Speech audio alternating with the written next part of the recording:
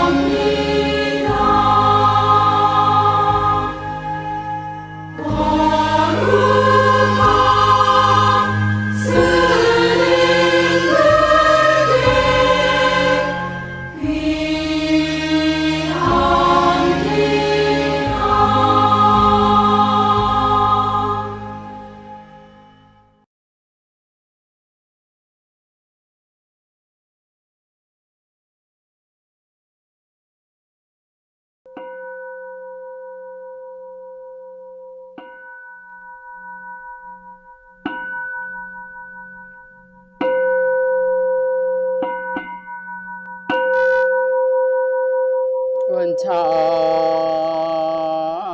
종성 변법계 철이요암실계명 삼도이고 파도산 일체중생 성정가 원나옵나니 이 종소리가 도량에 울려 퍼져 지옥세계에서 천상의 세계까지 들려서 어둠으로 덮인 사막대의 고통을 벗어나도록 광명을 주시어 해탈의 종소리가 되어 일체의众생들이 깨달음을 얻게 하여 주시옵소서.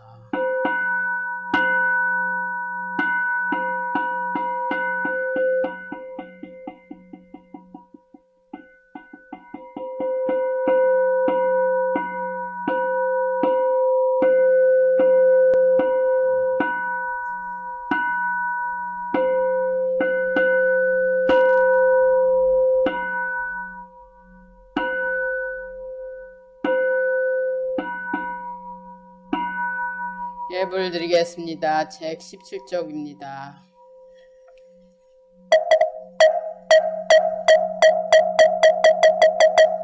부처님께 맑은 물을 올리오니 감로수가 되기를 바라옵니다. 나옵나니 이 정성을 받아주시옵소서. 나옵나니 이 정성을 받아주시옵소서. 나옵나니 이 정성을 큰 자비로 받아주시옵소서. 계율 선정지혜 해탈 지견의 향내음이 온 누리에 가득하소서. 온 우주에 계시는 한량없는 삼보님께 향공양을 올립니다. 향을 올리는 진원 옴바라 도비야호 옴바라 도비야호 옴바라 도비야호. 지극한 마음으로 모든 세계의 스승이시며 모든 생명의 자애로운 어버이신 석가모니 부처님께 진심으로 기이옵니다. 지극한 마음으로 시방세계에 항상 계신 모든 부처님께 진심으로 기이옵니다. 지극한 마음으로 시방세계에 항상 계신 부처님의 짐의 지심으로 기하옵니다. 지극한 마음으로 지혜 크신 문수보살, 실청 크신 보현보살, 자비 크신 관세음보살, 원력 크신 지장보살님께 지심으로 기합니다. 지극한 마음으로 영산회상에서 부처님께 법을 부족받은 10대 제자 16성인 500성인 독수성인 1200 아라한과 모든 성인들께 지심으로 기합니다. 지극한 마음으로 이 땅까지 법등을 밝혀오신 역대 모든 위대한 스님들께 지심으로 기합니다. 지극한 마음으로 온 누리에 항상 계신 모든 성보님께 지심으로 기합니다. 오나니 덤없는 삼보님이시여 저희 예배를 대자비로 받으시고 한량없는 카피로서 모든 중생을 다 함께 성불하게 하시옵소서.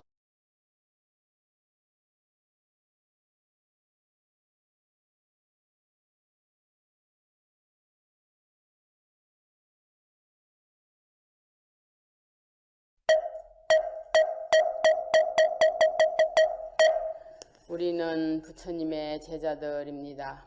어리석음을 벗어버린 지혜로운 분, 마음의 황무지를 버린 분, 빼어난 예지로 모든 유혹에서 벗어난 승리자, 괴로움에서 벗어났고 치우침이 없으며 갱이 성숙하고 욕망의 출렁임을 건너 티끌이 없는 분, 그분이 바로 부처님이시고 우리는 그분의 제자들입니다.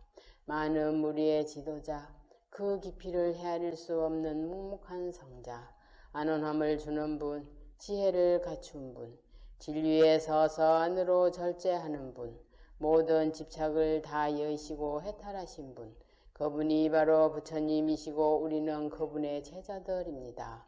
중생들 곁에서 티없이 사시며 속박을 부수고 온전히 해탈하신 분, 지혜가 충만하여 토론에 막힘이 없고 교만심을 내려놓고 욕망을 떠나신 분, 그분이 바로 부처님이시고 우리는 그분의 제자들입니다. 마음을 닦아 목표를 성취하고 지리를 설하시는 거룩한 분, 마음 챙김과 꿰뚫는 통찰력을 타고나 앞으로도 뒤로도 기울지 않고 동려함이 없고 통달을 얻으신 분, 그분이 바로 부처님이시고 우리는 그분의 제자들입니다.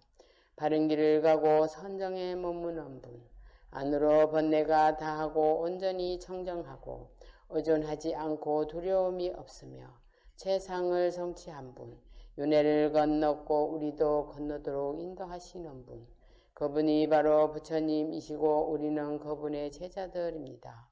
무한한 지혜로 세상의 평온에 머무는 분, 탐욕이 전혀 없고 위대한 지혜의 사람, 바른 길로 잘 가신 분, 견줄자도 없고 동등한 자도 없고 용맹하고 모든 것에 막힘이 없는 분, 열애이시며 그분이 바로 부처님이시고 우리는 그분의 제자들입니다. 가래를 끊고 오혹의 구름을 걷어내고 마침내 깨달음을 얻으신 분, 티끌 하나 오점이 없어 존경을 받을 만하고 가장 위대한 영혼을 지니시고 가장 완벽하고 청량을 초월한 분, 최고의 영예를 얻은 분, 중생의 복지와 행복을 위해 오신 분, 그분이 바로 부처님이시고 우리는 그분의 제자들입니다. 다음은 참회 시간입니다. 모두 합장해 주십시오. 오랜 옛적부터 이 시각에 이르도록 알게 모르게 탐내고 성내고 어리석은 행동으로 말미암아 무거운 죄업을 지었기에 몸과 입과 생각을 가다듬어 부처님께 지심으로 참여하겠습니다. 참해지는 옴살바 못자 모지 사다야 사바 옴살 못자 모지 사다야 사바 옴살바 못자 모지 사다야 사바 옴살 못자 모지 사다야 사바 옴살바 못자 못 사다야 사바 옴살바 못자 못 사다야 사바 옴살바 못자 모지 사다야 사바 옴살바 못자 모지 사다야 사바 옴살바 못자 못 사다야 사바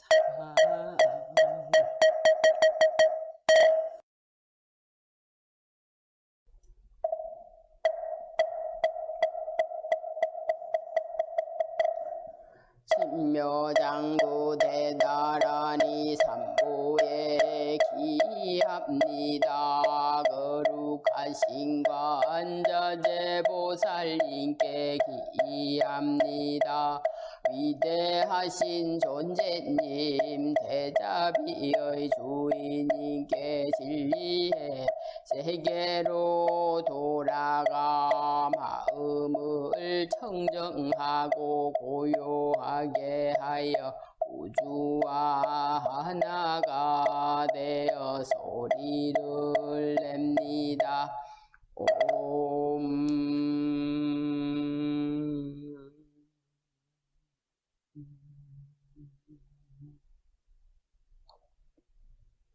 모든 공포에서 수호해 주시는 님께 기하여 거룩하신 관세음께서 노래하신 불멸의 진한 대단한 일을 독송합니다. 모든 풍요로운 이걸 성취하게 하는 것, 아름다운 것, 이룰 수 없는 것, 모든 생명들의 윤회의 길을 정정하게 하는 것, 그것은 다음과 같습니다.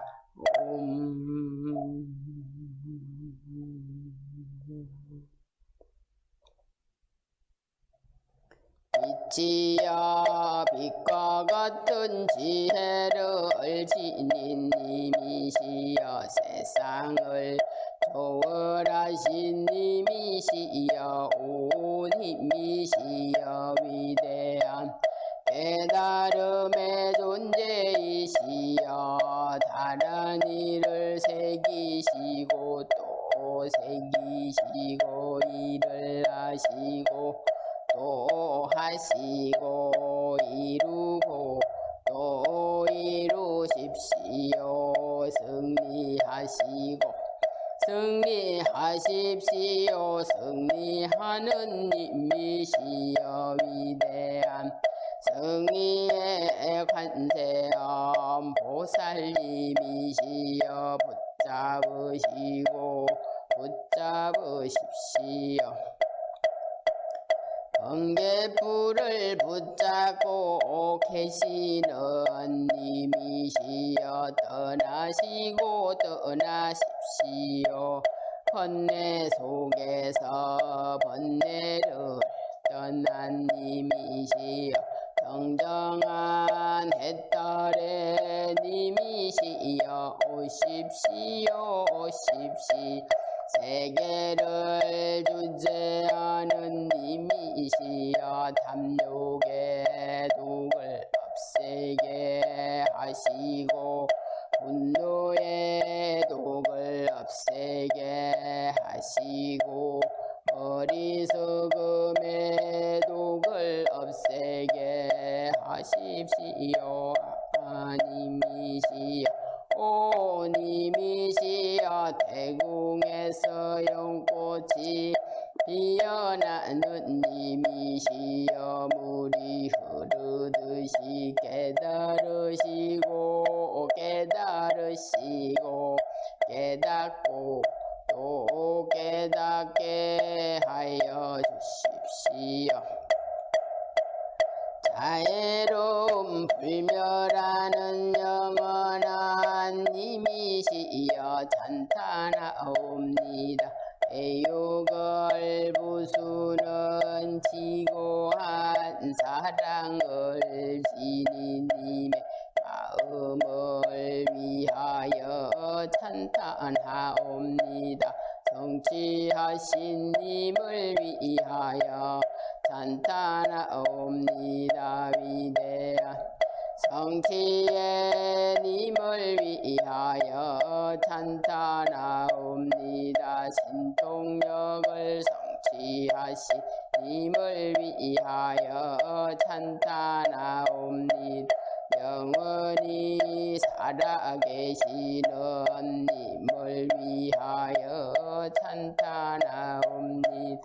강인하고 창조적인 형상을 지니신 님이시여 찬탄하옵니다. 사자의 모습을 지니신 님이시여 찬탄하옵니다. 손에 연꽃을 드신 님을 위하여 찬탄하옵니다. 법륜을 사용하시는 님을 위하여 찬탄하옵니다. 태초에 진동소리가 울릴 때 깨어나신 님을 위하여 찬탄하옵니다. 위대한 건강절을 지니신 님을 위하여 찬탄하옵니다. 절대자로서 가르침을 전하는 님을 위하여 찬탄합니다. 호랑이 가죽위에서도 명상하시는 님을 위하여 찬탄합니다. 삼보님께 기합니다. 거룩하신 관세음 보살님께 기합니다.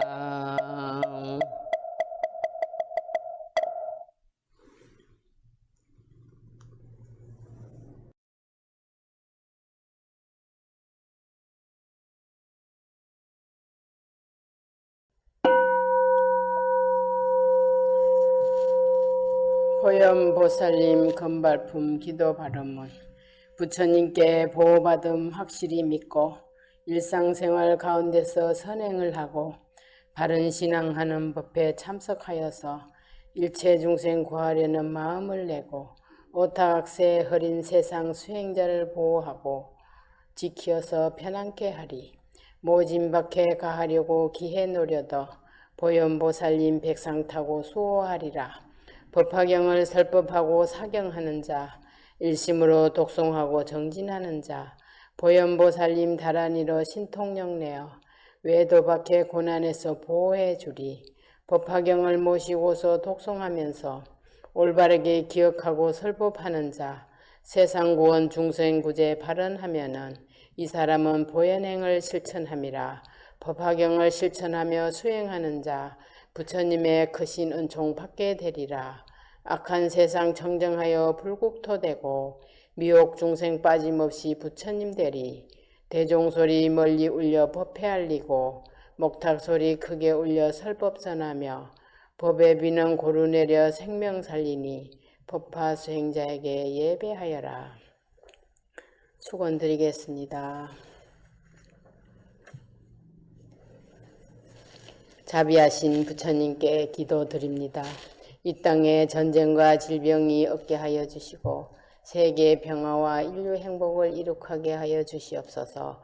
법화경을 공부하는 저희 불자들은 간절한 마음으로 두 손 모아 부처님께 기도드리옵니다.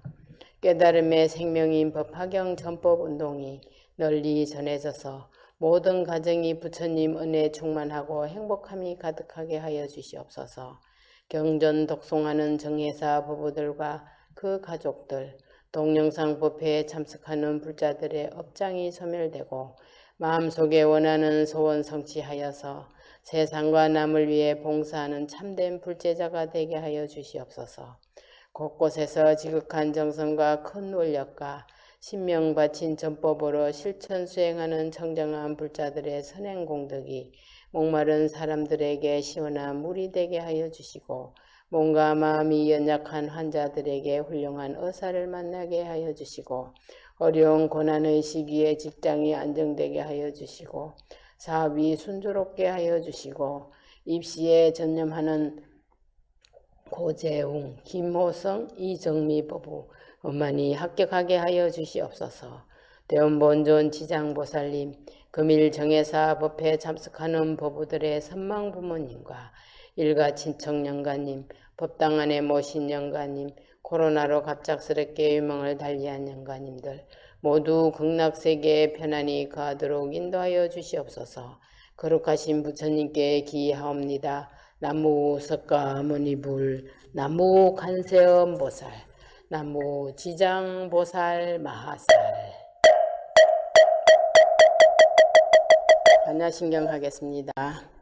하반야 바라밀다 신경관 자제보살행심 반야 바라밀다 시 도견옥대공도 일체고액 사리자 색구리 공공구리 색색득시 공공득시 색수상행신역 구여시 사리자 시제법공상 불생불멸불구부정 무정불감시고 공중무생무수상행식 무한이비설신의 무색성향 이촉법무한계내지 무의식대무무명 영무무명진내지 무노사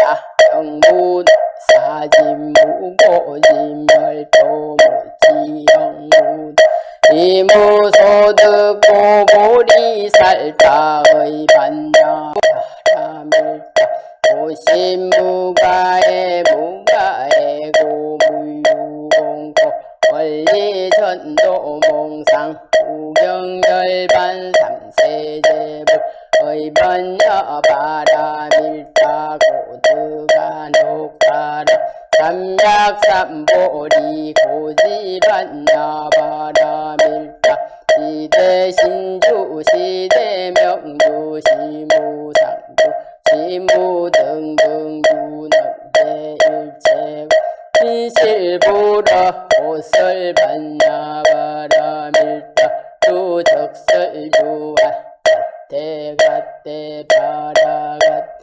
바라삼갓대 보디스바 갓대갓대 바라갓대 바라삼갓대 보디스바 갓대갓대 바라삼갓대 보디스바.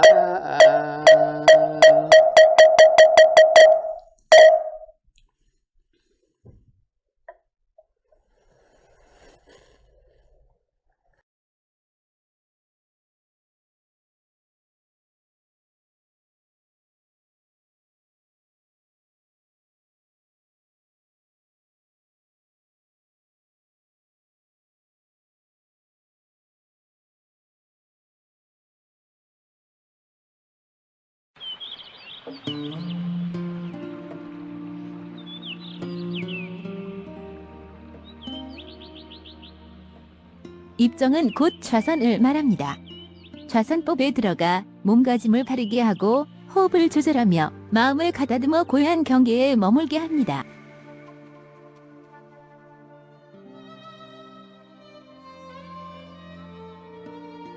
몸가짐.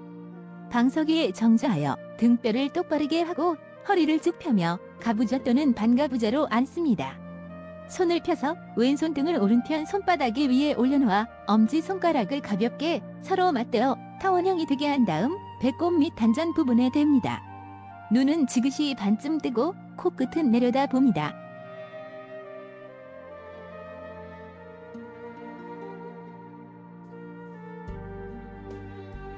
마음가짐. 마음을 고요히 한 곳에 모아 전념해 나갑니다. 이때 마음을 한 곳에 모으기 위하여 이것이 무엇인가 등 일정한 화두를 둡니다.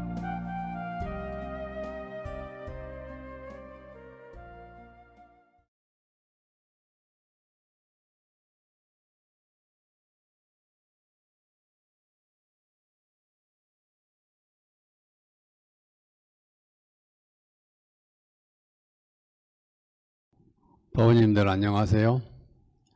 오늘부터 7일 동안 이 정월 하엄성중 정진 특별기도를 시작합니다. 코로나 때문에 절에 오실 수 없으므로 각 가정에서 동참해 주시기 바랍니다. 오늘은 지난 시간에 이어서 보강당 법회 2부 순서입니다. 보강당 법회에서는 이제 지난 시간에서는 우리가 뭐 했었죠? 신구의 삼업에 대해서 부처님께서 이제 어떤 광명을 나투면서 우리 중생들을 교화하고 계신 장면들입니다. 오늘 보강당 법회 2부에서는 대승불교의 수행 과정인 신의 행증 사과가 있습니다. 첫째는 믿고, 두 번째는 이해하고, 세 번째는 실천하고, 그러면은 우리는 저 깨달음의 길로 간다고 되어 있습니다. 이런 신의 행정의 수행 네 과정을 세 품에서 설명하고 있는 것이죠.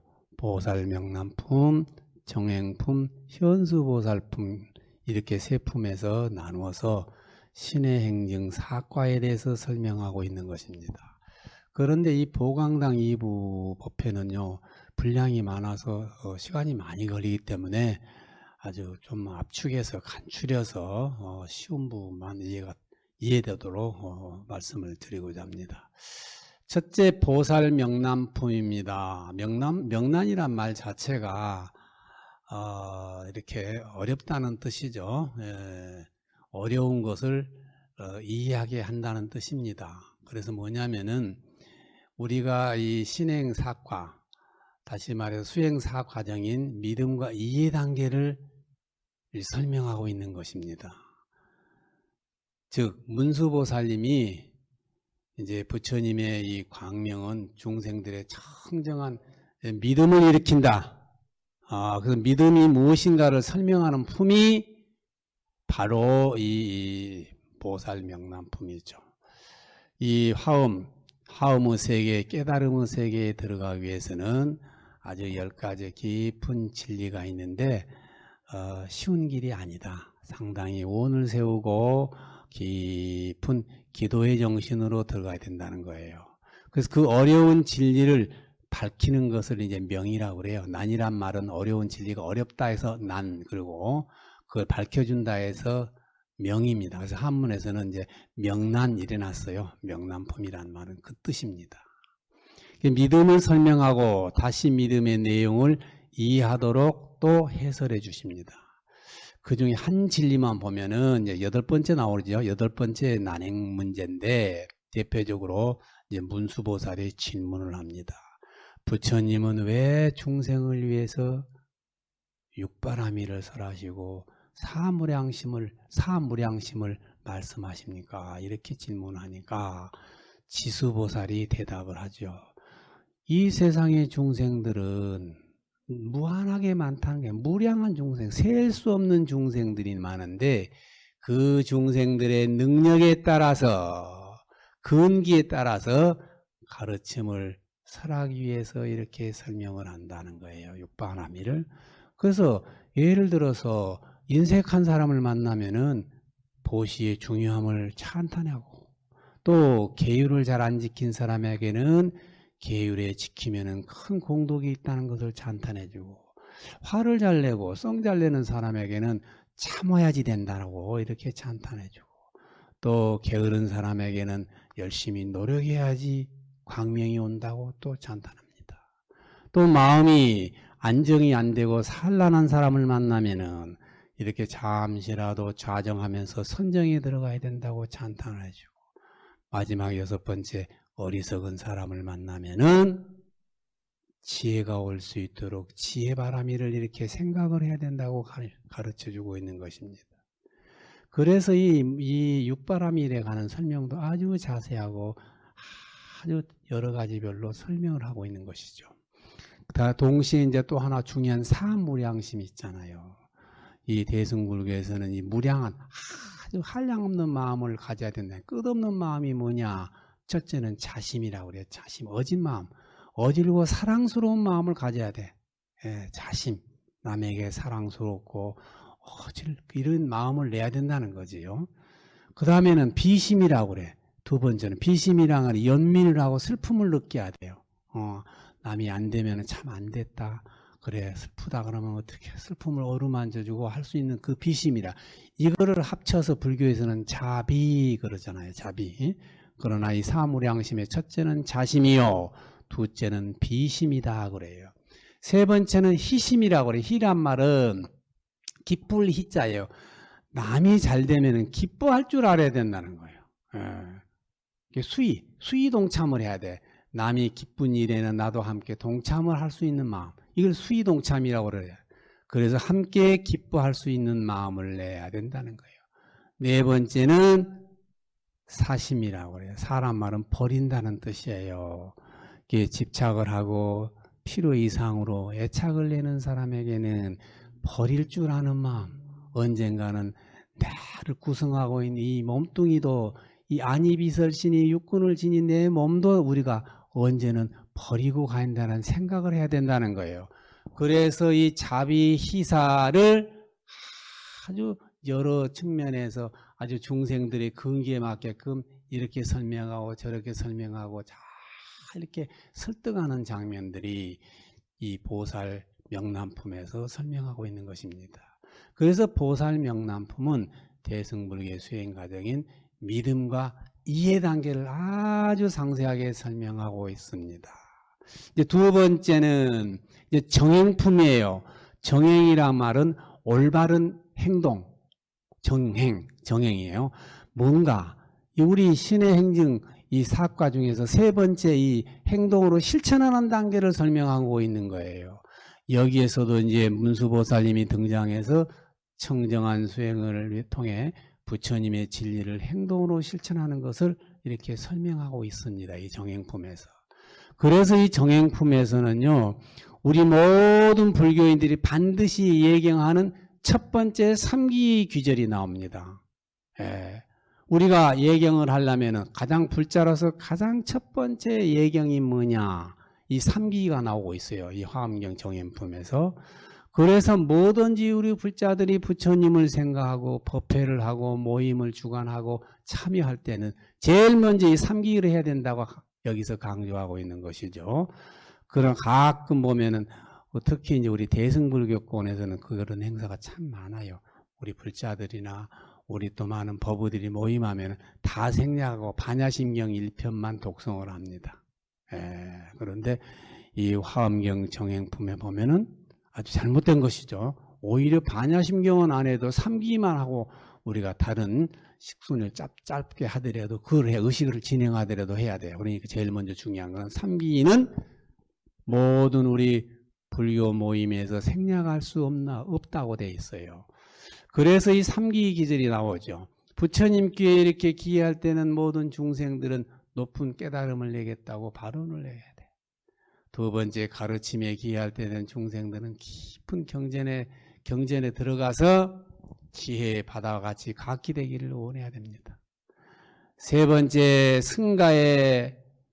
즉 승가랑한 우리 불교 성단 조직에 기여할 때 우리 모든 중생들은 계율에 의지해서 일체 모든 것이 온용하고 장애가 없도록 함께 그 모임에 동참해서 우리의 뜻을 부처님의 성불의 길을 펼칠 수 있도록 오늘 발언을 해야 된다. 이렇게 되어 있어요. 그래서 이 정행품에서는 이제 뭐라고 나오냐? 우리 주변에는 즐거운 사람도 있고 고통 있는 사람도 있고 희로애락이 많잖아요. 모든 사람들 주변에 펼쳐지는데 그래서 결과적으로는 우리가 고통 속에서 있는 사람을 보면 중생들은 온갖 고통을 벗어나서 부처님의 지혜를 얻으려고 또 그 모습을 보고 이렇게 발언을 자꾸 세우고 수행을 해야 된다는 거예요. 예. 우리가 가다가 병자를 만나면 어떻습니까? 몸은 무상하고 실체가 없어서 언젠가는 다 이렇게 버리고 가야 될 고통의 고의 존재라는 것을 느끼고 살아가는 거예요. 그래서 이 정행품을 보면은 이 경전의 본문에 보면 수없이 많은 사람들이 예화로 등장하고 있습니다. 즉 이건 뭐죠? 내 주변에 있는 사람들을 보고서 자기 자신을 반성하고 스스로 발언을 세워서 내 자신을 향상시키는 것이 중요하다고 설명하고 있지요. 어려운 말로 상대방을 보면서 타산지석으로 삼고 또는 반면교사로 삼아서 내 자신을 이렇게 성수부 단계, 나중에는 성부로 단계로 가는 귀한 존재로 여기라는 것입니다. 여기에서 정행품에서는 뭡니까? 모든 우리 불교 제자들이, 불자들이 이 보살행을 실천하는 이 보살도에서 나오는 나의 몸, 나의 입, 나의 생각으로 지은 모든 선업들은 일상생활 전반에 다 이렇게 수행의 공덕이 돼서 언젠가는 인연을 만나면 성불할 수 있을 거라고 됩니다. 그래서 그 송고승전에 보면요, 당나라 무착스님은 이 오대산에서 이 화엄경 수행을 할 때 문수동자를 만났잖아요. 그래서 문수동자님을 만나가지고 짧은 개성을 읊어줬는데 이 화엄경에 아주 설해져 적혀 있습니다. 그게 유명한 개성 아시죠? 문수동자 개성. 여기 나오죠, 정행품에서. 성 안내는 그 얼굴이 참다운 공양. 성 안내는 그 얼굴, 참 좋은 모습을 하고 있는 그 자체만으로도 엄청난 공양의 도구가 되고 공양물이라는 거예요. 우리가 그 얼굴빛 하나만 잘 내줘도 엄청난 공양이란 거잖아요.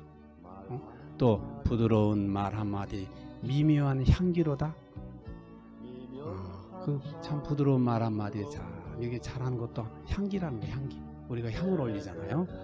깨끗해 티가 없는 진실한 그 마음이 언제나 한결같은 부처님 마음일세.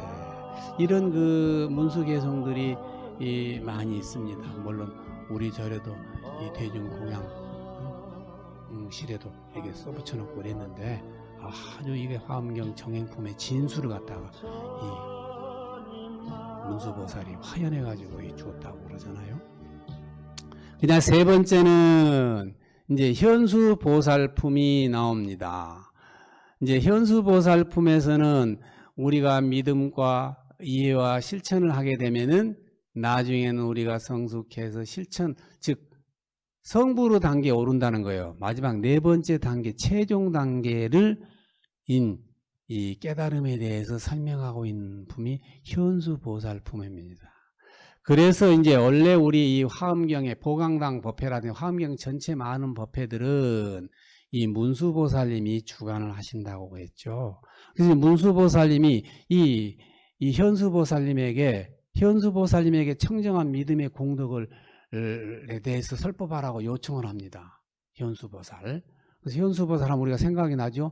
우리가 지난주에 우리가 공부했던 현수 법장대사가 떠오릅니다. 그래서 현수라는 거예요. 현수. 이 현수 이름이 참 뛰어나죠. 그래서 현수보살님이에요.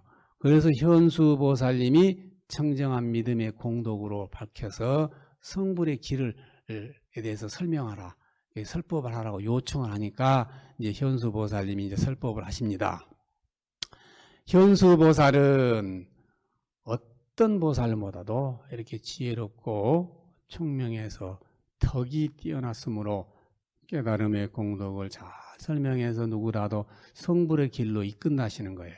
그래서 이제 화엄경에서는 뭐라고 얘기하냐? 화엄경에서 제일 중요시 여기는 것은 믿음이라는 거예요. 믿음. 신심이라는 게, 신심이 없으면은 아무것도 안 된다는 거예요. 이 현수보살님께서. 이 현수보살품은 그래요. 믿음이 근본이, 믿음이 안 되면은 이해도 안 되고 실천도 할 수 없고 뭐 성불은 더 말할 나위도 없죠. 할 수가 없는 거예요. 그래서 믿음을 통해서 마침내 성불하는 법을 가르쳐주고 있는 품이 바로 이 현수보살품입니다. 그래서 이 현수보살품에 유명한 개송이 나오잖아요. 뭐죠? 믿음은 도의 근본이요 공덕의 어머니라는 거예요. 어머니. 예. 어머니가 이 자식을 이렇게 낳고 또 어머니가 또 자식이 자식을 낳고 이렇게 펼쳐지듯이 믿음이 신심이 없으면은 우리는 이 불가를 이룰 수 없는 거예요. 그리고 성부로 길을 갈 수가 없는 거예요. 신심이. 그렇게 신심이 중요해서 믿음은 도를 이루는데 근본 바탕이 된다는 거예요. 예, 그리고 마침내는 우리가 성불하는 공덕의 어머니와 같다는 거예요. 그래서 항상 현수보살님은 강조를 합니다. 현수보살품에서 불법승 삼보에 대해서 깊고 청정한 믿음을 일으켜서 공경함으로써 깨달음의 마음을 낼 수 있고 마침내 정각을 이룰 수 있다.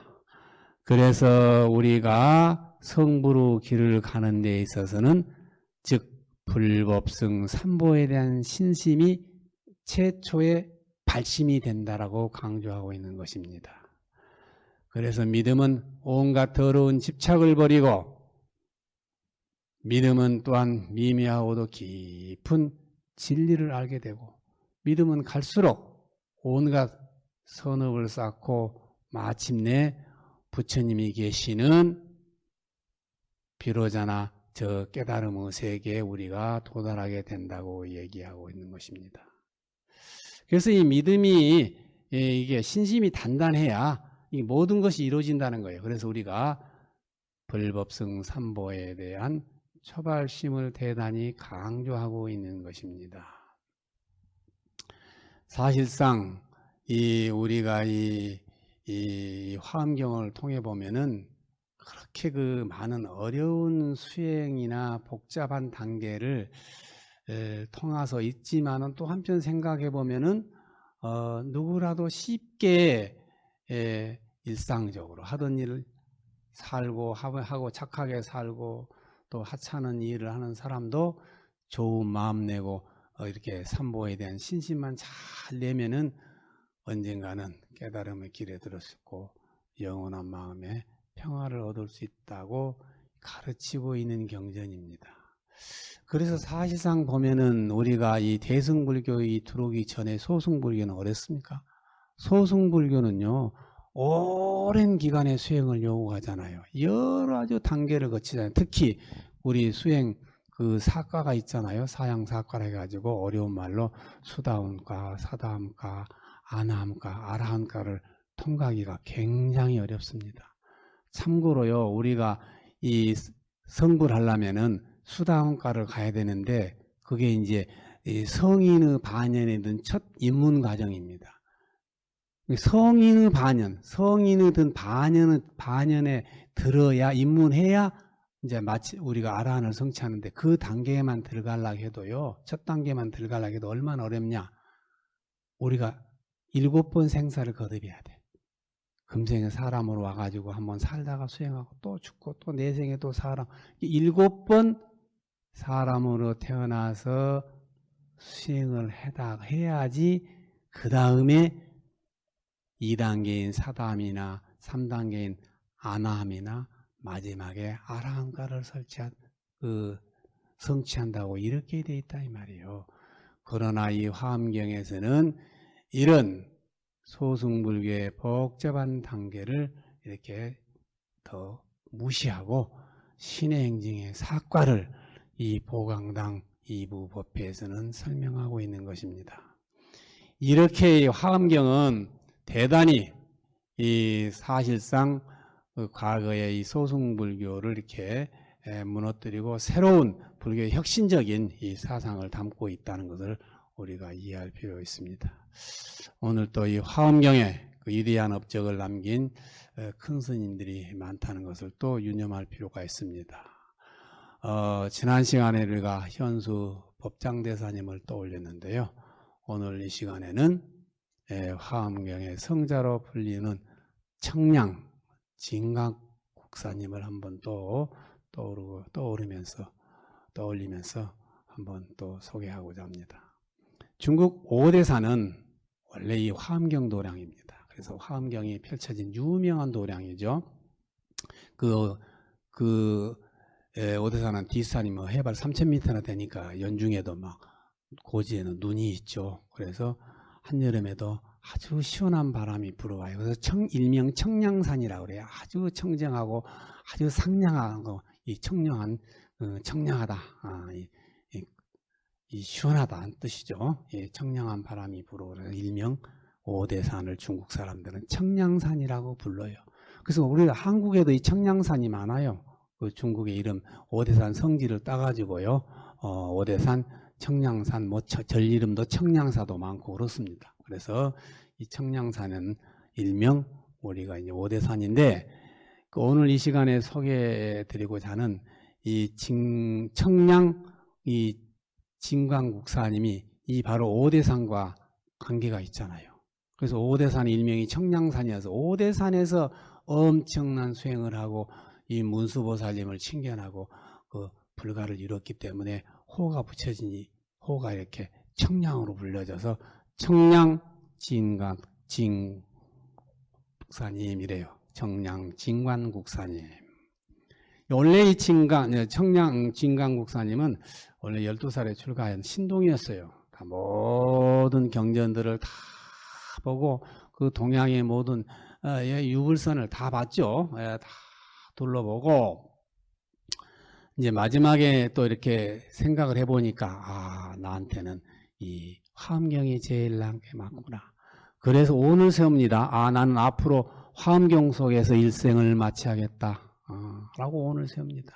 그래서 화엄학의 대학자들이었던 그 선지식들, 선배, 고승들, 지엄, 화상, 의상, 오녀, 법장 이런 대사님들의 위대한 이 고승들의 완성된 이 사상적인 체계를 다 학습을 공부했잖아요. 그래서 마침내 3대 현수 법장 대사님의 뒤를 이어서 중국 화엄종의 4대 조사님이 될 정도로 위대한 분입니다. 이 청량국사님이 40살이 넘어가지고요. 오대산으로 들어가서 일반 대중들과 함께 화엄경 사상을 실천할 수 있는 또 이런 그 모든 법회를 주관할 수 있으면서 이런 수행체계를 세웁니다. 그래서 보다 더 우리가 쉽게 이 화엄경 사상을 펼치면서 함께 수행할 수 있는 수행체계를 세우는 거예요. 그래서 수행하고 강의하고 연구하고 아주 이제 집필활동을 계속했는데 이 청량국사님이요 102살까지 살았습니다. 그래서 40살에 들어가지고 60년 동안 이 방대한 화엄경에 관한 저술만 42가지 42종의 한 600여 권의 방대한 저술을 남긴 분으로 어마어마한 분량이죠. 특히 그 80권 화엄경을 교재로 저술한 그 화엄경 이 소초는 아주 유명해서 많은 후학들은 뭐라고 평가를 하느냐, 이 동양 철학의 대백과서전이라고 이렇게 읽고 있어요. 이 청량국사님은 불교의 역사상 화엄경을 가장 오랫동안 그야말로 102살까지 사셨으니까 깊이 연구하고 대단한 분이었죠. 그래서 이제 오래 사시다 보니까 일생 동안 청량국사님은 9명의 임금들을 거치며 살았잖아요. 그 가운데서요 7명의 왕들의 국사였습니다. 국사란 말은 나라의 스승이란 말이에요. 나라의 스승인데 7명의 왕들이 연달아서 국사님을 모셨어요. 이 중국 역사를 보면요.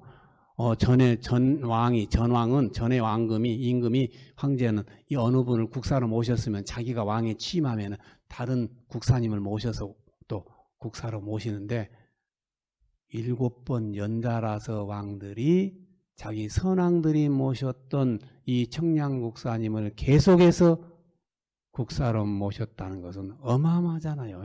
예, 얼마나 대단하신 분이었으면은 자기 선왕들이 모셨던 국사님을 그대로 모셨겠냐 이거예요. 그래서 7명의 왕들의 국사로 모시는 것이에요. 중국 역사에 기록을 세웠잖아요. 그래서 마침내 화엄경에 나오는 불보살님들, 화엄성중님을 가피로 문수보살님까지 칭견했으니까 화엄경에 관한 최고의 사상가요, 실천 수행자요, 걸작을 남긴 저술가였습니다. 젊은 시절에 원력을 세운 그대로 청량국사님은 화엄경 속에서 일생을 바친 위대한 성자였습니다.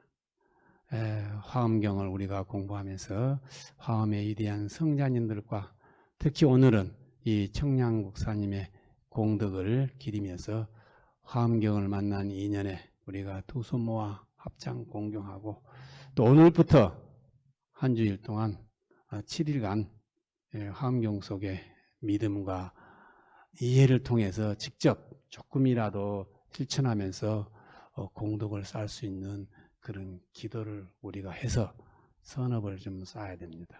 그래서 앞으로 이런 기도 선업을 쌓으면서 맑고 향기로운 한 주간이 되시기를 축원하면서 다시 또 화엄경을 독송합니다. 나무 서가모니불, 나무 화엄성중, 나무 대방광불 화엄경.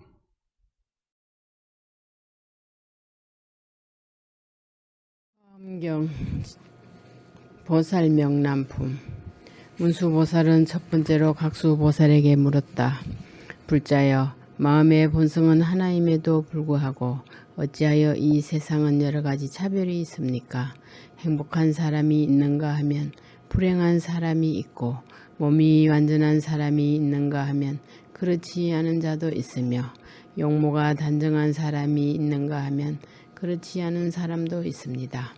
괴로워하는 사람이 있는가 하면 즐거워하는 사람도 있습니다. 또 자신의 세계를 반성하여 보면 업은 마음을 알 수 없고 마음은 업을 알지 못합니다. 감각은 그 결과를 알 수 없으며 결과는 감각을 알지 못합니다. 이는 연을 알지 못하며 연은 인을 알지 못합니다. 이에 대하여 각수보살은 대답하였다. 중생을 교화하기 위하여 그대는 이 문제를 잘 물어주었습니다. 나는 세계가 있는 그대의 모습을 설하고자 합니다. 모든 것은 자성을 갖지 아니합니다. 그것이 무엇인가 묻는다 하여도 체득할 수가 없습니다. 따라서 어떠한 것이라도 서로 알고 있지 않습니다. 예를 들면 냇물은 흐르고 흘러서 끝이 없으니 그 물 한 방울 한 방울은 서로 알 수 없는 것과 같이 모든 것도 그러합니다. 또 큰 불은 타올라 잠시도 쉬지 않지만 그 속에 있는 불꽃들은 서로 알지 못합니다. 그와 같이 모든 것은 서로 알지 못하는 것입니다. 눈과 귀와 혀와 몸과 마음 등은 괴로움을 받고 있다고 느끼고 있으나 실제로는 아무런 괴로움도 받고 있지 않습니다. 또 사물 그 자체는 항상 조금도 움직이지 않고 있으나 나타나고 있는 쪽에서 보면 항상 움직이고 있는 것입니다. 그러나 실제로 나타나고 있다고 하는 것에도 아무런 자성은 없습니다. 또 바르게 사유하고 있는 그대로 관찰하면 모든 것에 자성이 없는 것을 알 수 있습니다. 이와 같은 마음의 눈은 정정하고 불가사의합니다. 그러므로 허망이라고도 말하고 또 허망이 아니라고도 말하며 진실이라고도 말하며 진실이 아니라고도 말하는 것 등은 모두가 꾸며진 말에 불과한 것입니다. 문수보살이 두 번째로 제수보살에게 물었다. 불자여, 열애가 중생을 교화하는 경우 어떠한 까닭으로 해서 열에는 중생의 시간, 수명, 일체의 행위, 견해 등에 따라서 교화하는 것입니까? 그때 제수보살이 답하였다. 지혜가 밝은 사람은 항상 정멸의 행을 바라고 있습니다. 자신의 신체를 안으로부터 관찰하여 보면 도대체 나의 몸에는 어떤 실체가 있는 것인가? 이와 같이 정확하게 관찰하는 사람은 자아가 있고 없음을 알 수가 있습니다. 이와 같이 신체의 모든 부분을 관찰하여 보면 어디에도 자아는 존재하지 않습니다. 이와 같이 신체의 상태를 깨닫고 있는 사람은 마음의 어디에도 집착하지 아니합니다. 이와 같이 신체가 있는 그대로의 상태를 깨닫고 모든 것으로부터 공을 깨달은 자는 모든 것이 허망함을 알아 다시는 그 마음에 집착하지 않습니다. 이와 같이 신체와 정신이 서로 관계하고 있고 관련을 가지면서 활동하고 있는 모양은 흡사 타오르고 있는 불의 바퀴와 같아서 어느 것이 앞이고 어느 것이 뒤인지 식별할 수가 없습니다. 또 인연에 의하여 일어나는 업은 비유컨대 꿈과 같은 것이며 따라서 그 결과 또한 모두가 정멸한 것입니다. 또 모든 세상의 일은 다만 마음을 중심으로 하여 움직이고 있습니다. 그러므로 자기의 기호에 따라서 판단을 내리는 자는 견해가 잘못되어 있다고 하여도 좋습니다. 또 생멸하고 유전하는 일체의 세계는 모두가 인연으로부터 일어나고 순간순간마다 소멸하고 있습니다. 지혜 있는 자는 존재하는 모든 것은 무상하며 빠르게 변해가며 공하여 진실한 자기는 없다고 관찰하여 집착하는 마음을 떠납니다. 문수보살은 세 번째로 보수보살에게 물었다. 불자여, 중생의 몸은 모두가 흙, 물, 불, 바람의 네 가지 요소로 이루어져 있습니다. 따라서 그 안에 진정한 나라고 하는 실체는 없습니다. 또 모든 사물의 본성은 선도 아니고 악도 아닙니다. 그럼에도 불구하고 어떠한 까닭으로 중생에게는 괴로움과 즐거움이 있고 선과 악이 있으며 모습이 단정한 자와 추악한 자가 있습니까? 그때 보수보살은 다음과 같이 답하였다. 저마다 행하는 업에 따라서 과보를 받고 있는 것이며 그 행하는 실체는 존재하지 않습니다. 이것이 모든 부처님께서 설하신 가르침입니다. 예를 들면 밝은 거울에 비치고 있는 영상이 여러 가지이듯이 업의 본성도 그와 같습니다. 혹은 식물의 종자는 서로 알지 못하는 사이에 삭을 내는 것과 같이 업의 본성도 또한 그와 같습니다. 또 많은 새들이 저마다 다른 소리를 내는 것과 같이 업의 본성도 또한 그와 같습니다. 또 지옥에서 받는 괴로움은 밖에서 별도로 오는 것이 아닌 것과 같이 업의 본성도 또한 그와 같습니다. 문수보살은 네 번째로 덕수보살에게 물었다. 불자여, 부처님께서 깨달은 진리는 다만 하나입니다. 그럼에도 불구하고 어떠한 까닭으로 부처님은 무량한 법을 설하고 무량한 소리를 내며 무량한 몸을 나타내는 것입니까? 또 초인적인 힘에 의하여 나타나는 여러 가지 이변을 무량하게 보여서 무량한 중생을 교화하는 것입니까? 더욱이 법성 안에서 이와 같은 차별을 구한다면 얻을 수 없는 것이 아닙니까? 그때 덕수보살은 답하였다. 지혜 있는 사람이 이것을 깨닫는다면 항상 부처님의 공덕을 구할 수 있을 것입니다. 예를 들면 대지의 본성은 하나이면서도 모든 중생을 저마다 안주시키고 있고 그러면서도 대지 자신은 아무런 분별도 하지 않습니다. 모든 부처님의 법도 또한 이와 같습니다. 또 불의 본성은 하나이면서도 모든 것을 태워 없애지만 불 자신에게는 아무런 분별도 없는 것과 같이 모든 부처님의 법도 또한 그와 같습니다. 또 큰 바다에는 무수한 강물이 흘러 들어가고 있지만 그 맛에 있어서는 조금도 변함이 없는 것과 같이 모든 부처님의 법도 또한 그와 같습니다. 또 바람의 본성은 하나이면서도 일체의 것을 날려보냅니다. 그러나 바람 그 자체는 아무런 변함이 없는 것과 같이 모든 부처님의 법도 또한 그와 같습니다. 또 태양은 사방의 모든 것을 비추지만 그 빛의 차별은 없습니다. 이와 같이 모든 부처님의 법 또한 차별이 없습니다. 또 하늘에 밝은 달은 모든 사람이 똑같이 우러러 봅니다.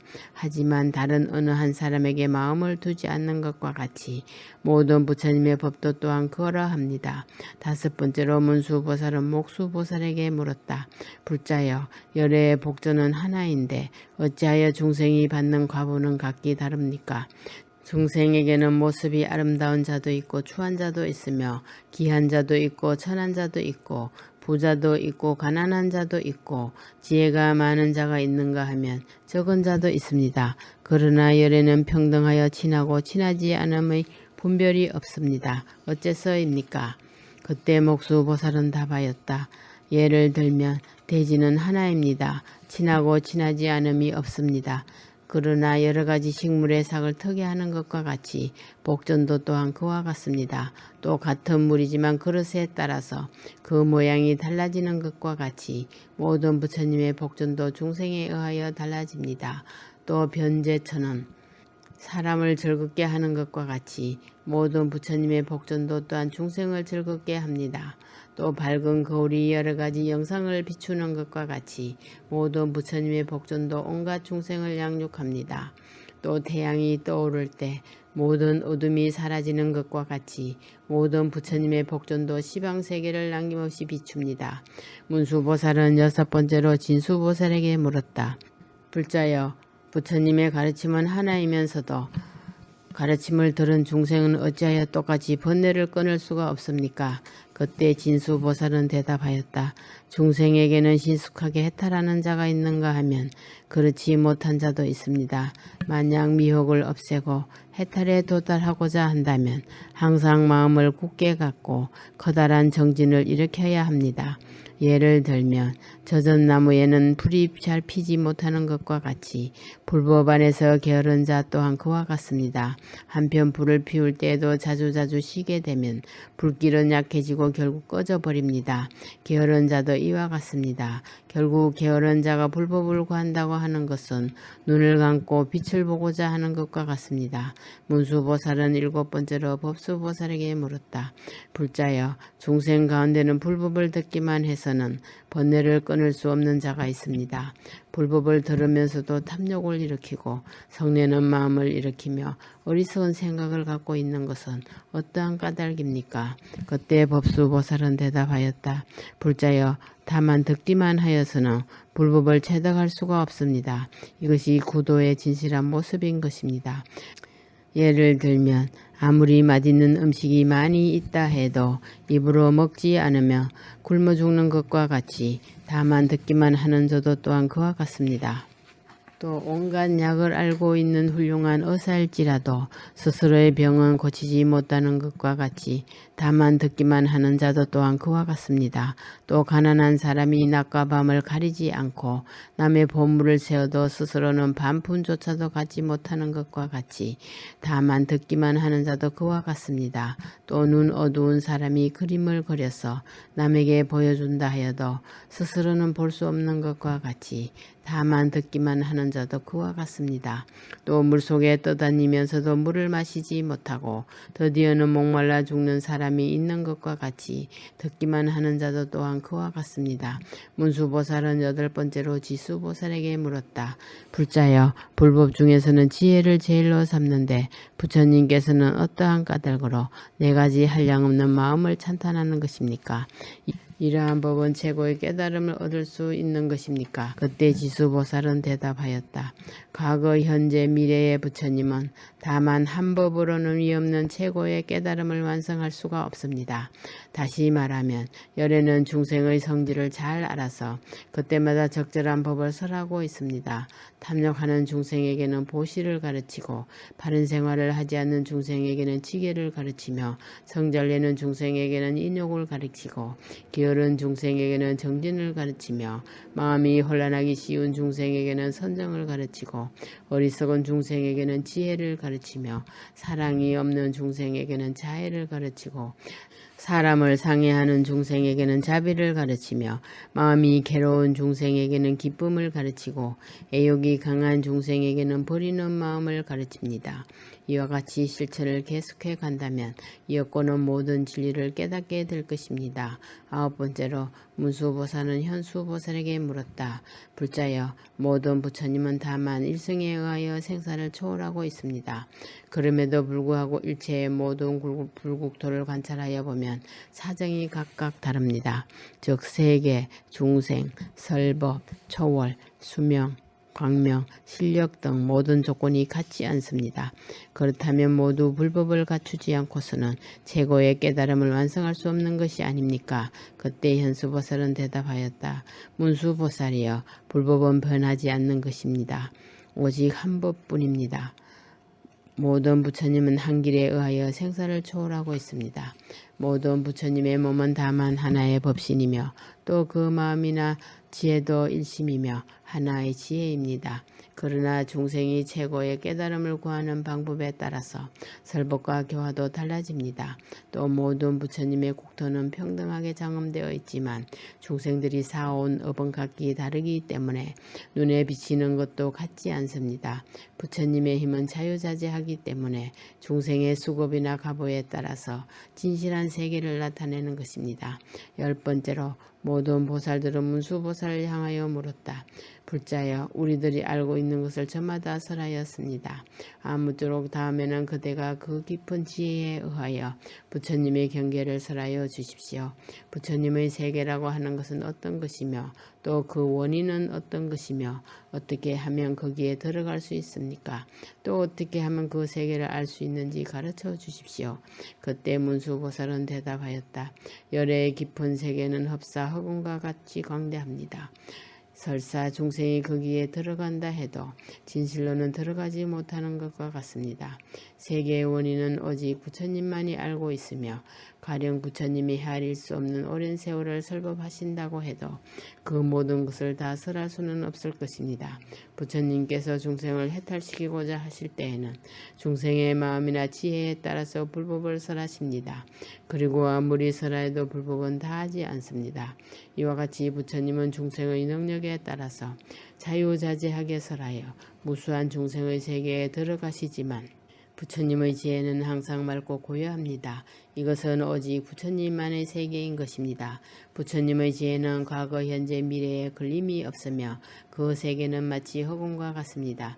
부처님의 세계는 업도 아니고 번뇌도 아니며 정멸도 아닙니다. 또 의지할 곳도 없습니다. 그러나 평등하게 중생의 세계에서 활동하고 있습니다.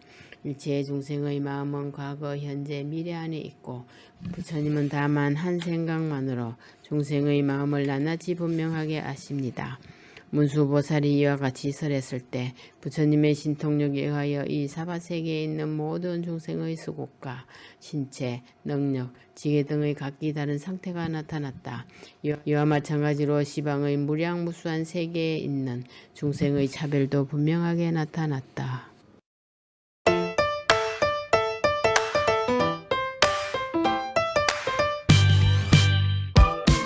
포교는 우리의 희망입니다.